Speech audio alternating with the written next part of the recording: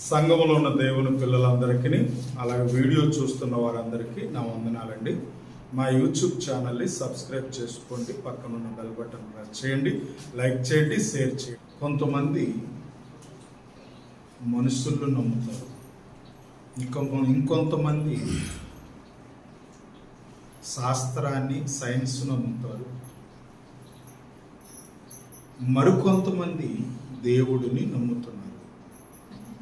Bible దేవుడు ఉన్నాడని ప్రకటిస్తుంది. ఇది దేవుడు చేసిన లోకము అన్న మాట ఎంత నిజమో, ఎంత వాస్తవమో, ఇది పాపలోకము అన్న మాట కూడా అంతే నిజము. బాగా పెట్టారా? ఇది దేవుడు చేసిన లోకం, అది నిజమే. ఈ లోకంలో ఇంకొకటి ఉందని బైబిల్ చెబుతుంది. అదేంటది? పాపము లోకములో ఉంది.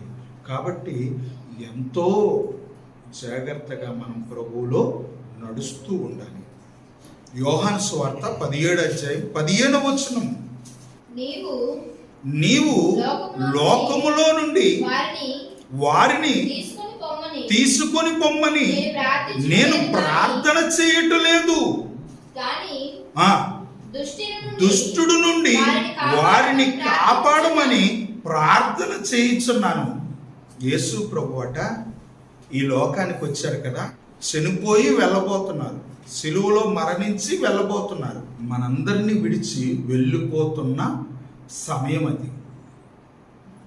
అలా వెళ్ళిపోయినప్పుడు తాను ఎలాంటి ప్రార్థన చేశాడు? తన వారి కొరకు, దేవుడు చేసిన మనుషుల కొరకు, తనను నమ్ముకున్న వారి కొరకు, తనను అనుసరిస్తున్న వారి కొరకు తాను చేస్తున్న ప్రార్థన అపరూపమైనది. క్రైస్తవుల కొరకు క్రీస్తు చేస్తున్న ప్రార్థన చాలా గొప్పది, విలువైనది. ఒక తండ్రి మరణించి వెళ్ళేటప్పుడు తాను చనిపోబోతున్నాడు. నేను వెళ్ళిపోతే నా పిల్లల గతి ఏంటి? నేను వెళ్ళిపోతే నా భార్య ఏమైపోతుంది? నేను వెళ్ళిపోతే నా కుటుంబానికి వాళ్ళకి కావలసినవి ఎవరిస్తారు? మరణించబోతున్న ఒక తండ్రి ఎలాగైతే ఆలోచిస్తాడు కుటుంబం కొరకు, ఆనాడు క్రీస్తుని నమ్ముకున్న వారి కొరకు, నమ్ముకోబోతున్న వారి కొరకు ఆయన ఎలాంటి ప్రార్థన చేశారంటే, యోహాను సువార్త 17వ అధ్యాయం 15వ వచనం, గాని దుష్టుడు నుండి వారిని కాపాడమని ప్రార్థన చేస్తున్నాడు.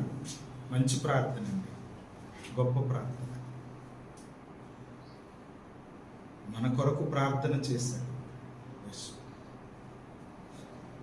తాను మరణించి వెళ్ళబోతున్నాడు.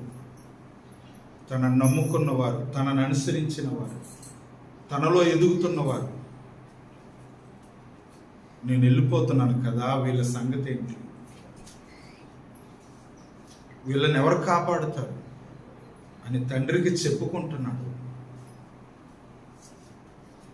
అలా చెప్పుకుంటూ ఆయన అంటున్నాడు, దుష్టుడు నుండి వారిని కాపాడు అంటున్నాడు. దుష్టుడు నుండి వారిని కాపాడు. కిందనేమిచ్చారు? దుష్టుడు అనగానే కీడు నుండి కాపాడు తండ్రి. దుష్టుడు నుండి కాపాడని యేసు ప్రార్థన చేశారు కదా. దుష్టులు అనగానే కీడు ఒకటి గుర్తు రావాలి, 2 మనుషులు ఒకరు గుర్తు రావాలి, 3 సాతాను అపవాది గుర్తుకు రావాలి. అపవాది నుంచి, చెడ్డవారి నుంచి, కీడు నుంచి, దుష్టుడి నుండి కాపాడు, దుష్టుడి నుండి కాపాడు. ఇగో వీళ్ళ నుంచి కాపాడు, సాతాను నుంచి కాపాడు. అందుకే బైబిల్ అంటది, దుష్టుడు మరణమునందుట యెహోవానైన నాకు సంతోషమా. కీర్తనలు అంటాడు, దుష్టుడు ఆలోచన చొప్పున నడువుట. కొరింథీ పత్రికలు అంటాడు, దుష్ట సాంగత్యం మంచి నడవడిని చెరుపు. అంటే దుష్టుడు నుండి కాపాడు, దుష్టుడి నుండి కాపాడు అని అనగానే అలాంటి మనుషుల నుంచి కాపాడు. నన్ను నమ్ముకున్న వారిని, నేను వెళ్ళిపోబోతున్నాను, నేనుంటే ఇలా కాదు అలా బ్రతకండి, ఇది కాదు అలా జీవించండి, మీరు దేవుడిలాగా ఉండాలి, మీరు నీతిగా ఉండాలి, మీరు యథార్థంగా ఉండాలి, మీరు దేవుడు చేసిన మనుషులు, కాబట్టి మీరు బ్రతికితే ఆయనలాగే బ్రతకండి అని చెప్పటానికి నేను ఉన్నాను కదా, నేను వెళ్ళిపోతున్నాను కదా. నేను వెళ్ళిపోయిన తర్వాత దుష్టుడి నుంచి వీళ్ళని కాపాడే పని మీరు చెయ్యండి అని తండ్రికి ప్రార్థన చేస్తున్నాడు. మరణానికి ముందు, లోకాన్ని, శరీరాన్ని విడిచి వెళ్ళక ముందు, నేను వెళ్ళిపోతున్నాను, నీ పిల్లలు ఏమైపోతారు? అపవాది గర్జించు సింహం వాళ్ళు ఎవరిని మింగుదో నన్ను తిరుగుతున్నాను.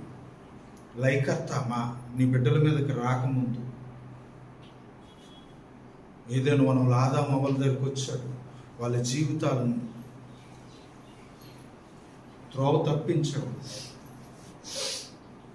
మరి నా పని పూర్తయిపోతుంది, నేను వెళ్ళిపోతున్నాను కాబట్టి తండ్రి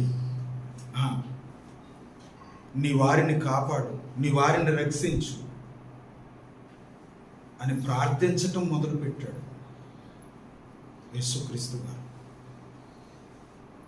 నీ కొరకు నా కొరకు ప్రాణం పెట్టడమే కాదు,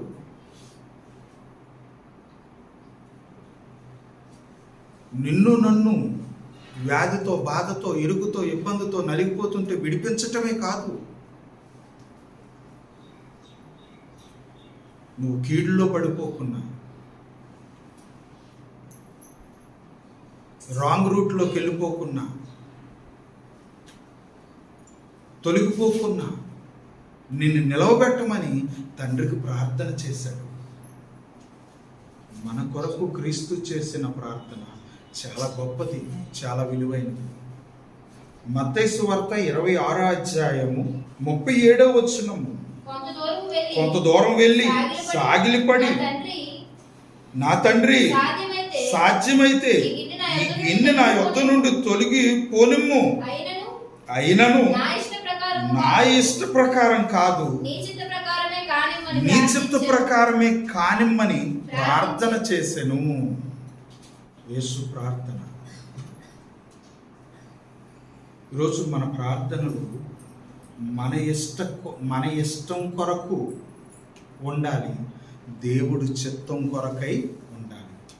మనము ప్రార్థన చేస్తాం కదా, ఆ ప్రార్థన నీ ఇష్టానికి, నీ ఇష్టం కొరకు ప్రార్థన చేయాలి, దేవుని చిత్తం కొరకు కూడా ప్రార్థన చేయాలి, ప్రార్థించాలి. ఇక్కడ మనం బాగా జ్ఞాపకం చేసుకుంటే యేసు మరొక ప్రార్థన చేశారట. ఆ ప్రార్థన ఎలాంటిదంటే, తండ్రి నా ఇష్టం ప్రకారంగా కాదు, నా ఇష్టం కొరకు కాదు. అవునా? ఎలాగంటున్నారు? మరలా చదువుకుందాం. 39 మత్తయి సువార్త 26:39. అయినను నా ఇష్ట ప్రకారం కాదు, నీ చిత్త ప్రకారమే కానిమ్మని ప్రార్థన చేయి. నా ఇష్ట ప్రకారంగా కానివ్వకు, నీ చిత్త ప్రకారంగా కానివ్వు. అంటే దేవుడి చిత్తం కోసం క్రీస్తు ప్రార్థించారు. దేవుని చిత్తము జరగాలని యేసు ప్రార్థన చేశారు. తండ్రి, ఇదిగో నా ఇష్ట ప్రకారంగా కాదు, నా ఇష్టం కోసం కాదు తండ్రి, నీ చిత్త ప్రకారంగా, నీ చిత్తం కోసం కానివ్వని ప్రార్థన యేసు తన జీవితంలో చేసినట్టుగా కనబడుతుంది. మన ఇష్టాల కొరకు మాత్రమే కాదు, దేవుని చిత్తం కొరకు కూడా ప్రార్థించేవారుగా మన జీవితాలు ఉండాలని క్రీస్తు జీవితము మనకి నేర్పుతుంది.